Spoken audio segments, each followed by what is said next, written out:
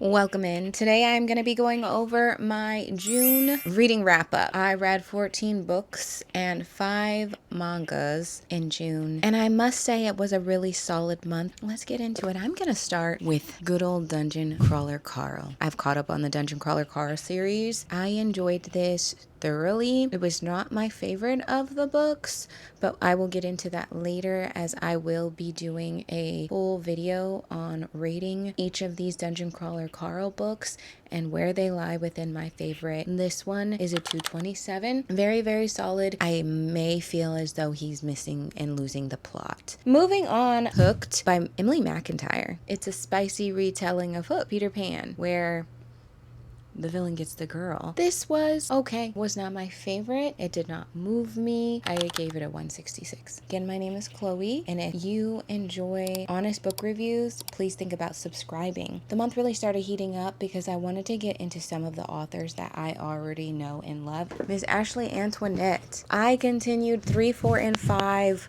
of the epic series. Sometimes you need something quick, you need something heartbreaking, you need some teenage little girl that makes you want to come through and snatch her through this book. She's going to do that for you. These 3 books individually were quite enjoyable. I rated Ethic 3 a 208. Ethic 4 got a clean 200. And Ethic 5 came in and really started cooking and was a 223. 3 and 4, I felt like it was getting a little bit repetitive. Are you? Will you? Won't they? We gonna let this go? Is someone gonna die? I don't know. This one, they started bringing it back. We're tying our heartstrings. We're getting ready to wrap this series up, and I know it's gonna be a huge bow, so I cannot wait to continue. I will say the readings this month definitely impacted my favorite author, so there have been major shifts in the ranking, but more to come on that as well. Next up, Salem's Lot by Stephen King. This is supposed to be Stephen King's vampire novel. Emotionally, I feel like this book started off a little bit slow for me, but it really did rev up in the end, and it was doing work. It was good. I really enjoyed the ending. The middle was okay as well. The tension, the questioning your reality. It was pretty good. It wasn't my favorite of King's, but it was really, really good. It got a 211. Solid range, not quite a 250, but very enjoyable. I hadn't read a Stephen King book since February when I read Salem's Lot, which second to it is definitely one of my favorite Stephen King books. But we're not talking about Stephen King today. Next up was Miss Penelope Douglas doing her thing, as she likes to do with Misconduct. This is a taboo romance, which I absolutely love. You have a single father and your son's teacher. This was done really well. It, of course, is spicy. I think what Miss Penny D does the best is build that yearning and tension, and this is not any different. Okay. All right, let me get off of this. Next up, I seem to love to do things a little bit backwards. Most people read and then watch. I decided to pick up some books from movies that I have read over the years that I absolutely loved. First I want to talk about is Divergent by Veronica Roth. I actually really enjoyed this book. I could see it. I could envision it.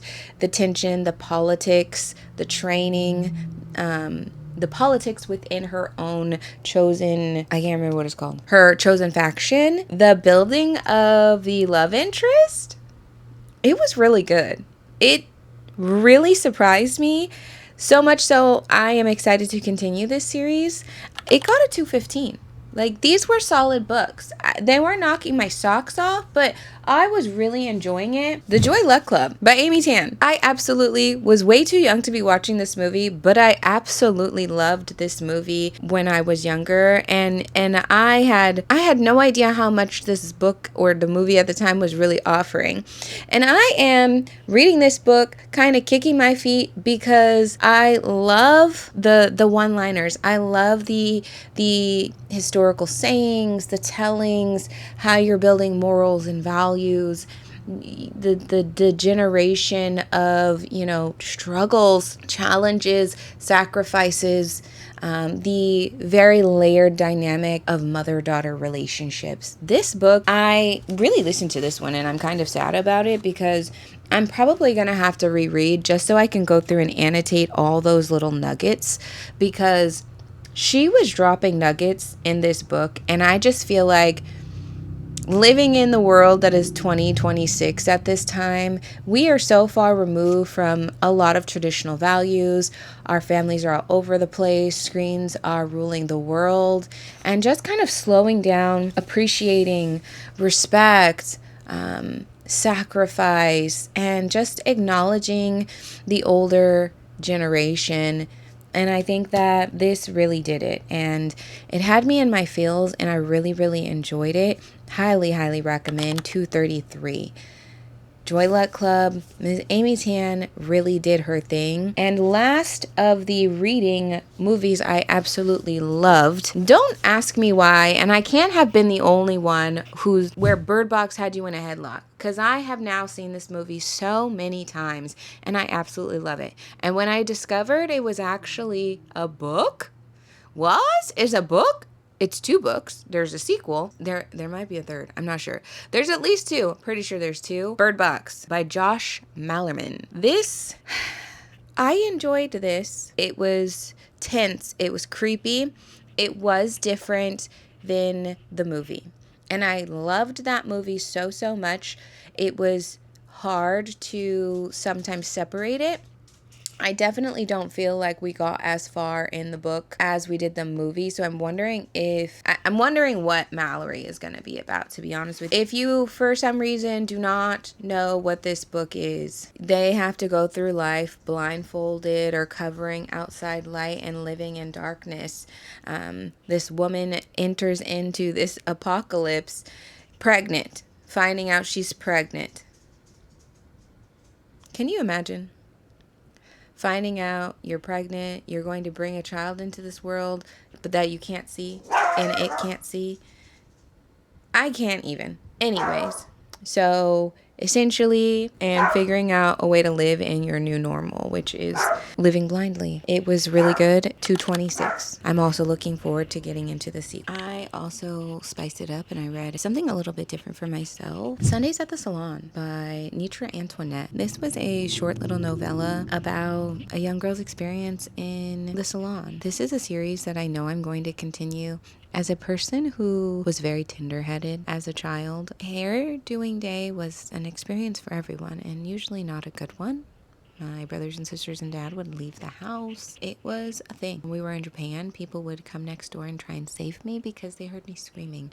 So going to the salon was never something that was enjoyed. It was not something that was thought of as sacred, as an experience, as a safe space, as a bonding place. I never had that experience as a child because there was so much trauma riddled in getting my hair done. Reading this book, it made me envious, honestly, of the other side of the experience of the sisterhood, of the talks, of the communication, of the things that you learn among other women as you're pouring into yourselves and they're pouring into you. And it was just truly beautiful. I gave it a 2/3. It was really good. I highly recommend. And I also read Liar's Creek by Matt Goldman. This was a NetGalley ARC via audiobook. It honestly wasn't that great. It was a mystery thriller about some missing boy or some missing man in a town. And honestly, I felt like the ending was just not great, rushed, a little bit frustrated with it. I gave the book a 152. Do with that what you will. I also read the Unselected Journals of Emma M. Lyon. This is number 2, and it continued on the little bantery shenanigans that these little books do, and I enjoyed it. It was a good time. This one got a 208. And last but most certainly not least, my first nonfiction of the year, Will, the autobiography of Will Smith. This book was exceptionally produced. The gem was the audiobook. Of course, Willard narrates it himself. I am just going to start by saying I have always been a fan of Will Smith, and in my heart, Will Smith cannot be canceled for having a mental breakdown on national TV during the biggest moment of our career. I say our career because we all wanted that Oscar for him too. Anyways, this follows, honestly, his life right up until before the breakdown.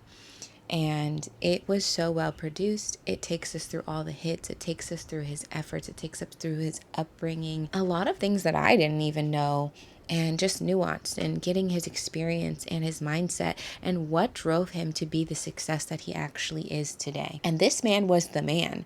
Y'all can try and say he is who he is today, but the early 2000s, like the late 90s to the early 2010s, put some respect on this man's name. He was the highest paid actor. Anything he put out was a hit. Took me through my memories of the phenomenon that this man that this man is, which is why he was my only 5-star 250 and above book this month, coming in at a whopping 260.